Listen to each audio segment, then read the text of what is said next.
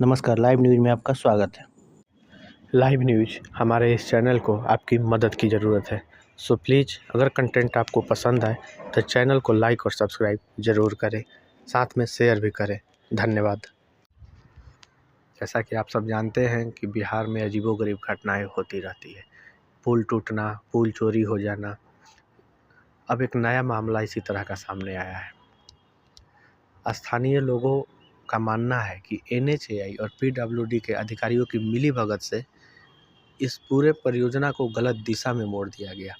इसके अलावा सड़क निर्माण कंपनी ने अपने त्वरित प्रक्रिया के तहत परियोजना को पूरा कर दिया है। पूरा मामला आपको बता दें, यह मामला रोहतास जिले के कोचस प्रखंड से आया है, जहां ओवरब्रिज निर्माण में गंभीर लापरवाही देखने को मिली है।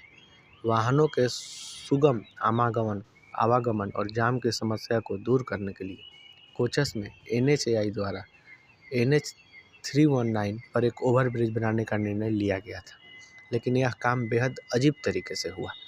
अधिकारियों की अनदेखी के चलते यह ओवरब्रिज राष्ट्रीय राजमार्ग 319 NH पर न बनकर सासाराम चौसा स्टेट हाईवे 17 पर बना दिया गया, जिसके कारण स्थानीय लोगों को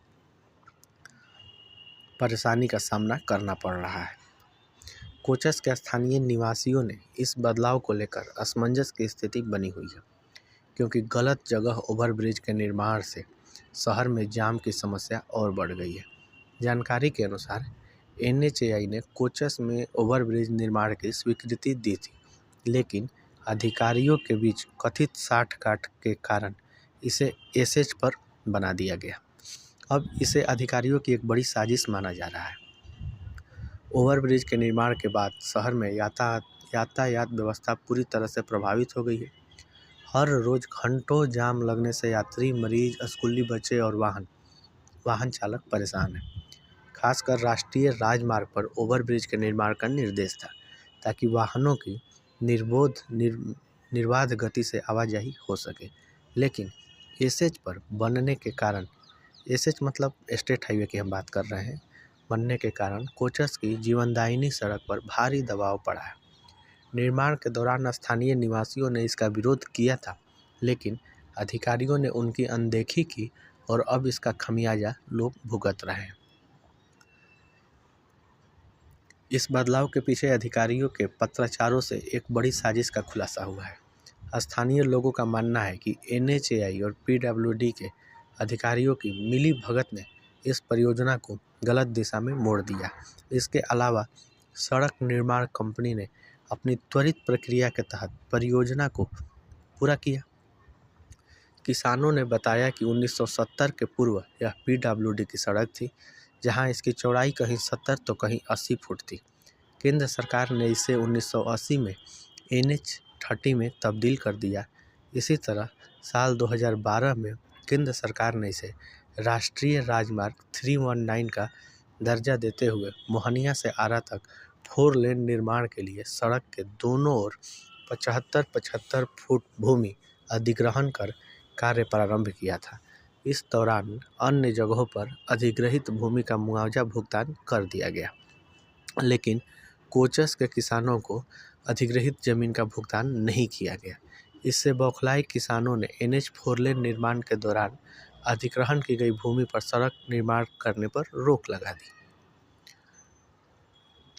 उन्होंने बताया कि किसानों की अधिग्रहित भूमि की वर्तमान कीमत 1800 करोड़ रुपए आकी गई थी, जिसे NHAI देने से इनकार कर रहा था।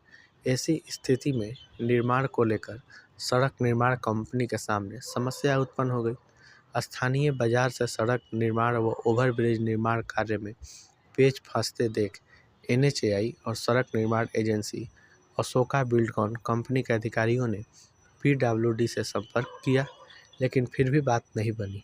तब उन्होंने कथित तौर पर कंपनी में करोड़ों रुपए की मेटल की सप्लाई करने वाले एक विधायक की मदद से इस ओवरब्रिज का निर्माण NH की जगह स्टेट हाईवे पर करा दिया, जिससे निर्माण की अनुमति प्रदान करने का जिक्र PW के कार्यालय पत्रांक 820/9 अगस्त 2022 में है। नगर पैक्स अध्यक्ष सुनील दुबे ने कहा कि गलत दिशा में पुल का निर्माण होने से बक्सर रोड के सैकड़ों दुकानदारों का व्यापार चौपट हो गया है। निर्माण के दौरान हमने विरोध किया था, लेकिन अधिकारियों ने हमारी नहीं सुनी। वहीं एक अन्य स्थानीय निवासी ने बताया कि NH 319 के स्थान पर स्टेट हाईवे 17 पर ओवरब्रिज का निर्माण शहर के विकास को पूरी तरह प्रभावित कर रहा है। PWD कोचस के कार्यपालक अभियंता SN सिंह ने कहा कि कोचस में NH 319 की जगह स्टेट हाईवे 17 पर ओवरब्रिज के निर्माण की परिस्थितियां जांच का विषय है और इस मामले की नई सिरे से जांच कराई जाएगी। लाइव न्यूज हमारे इस चैनल को आपकी मदद की ज़रूरत है। सो प्लीज़ अगर कंटेंट आपको पसंद आए तो चैनल को लाइक और सब्सक्राइब ज़रूर करें, साथ में शेयर भी करें। धन्यवाद।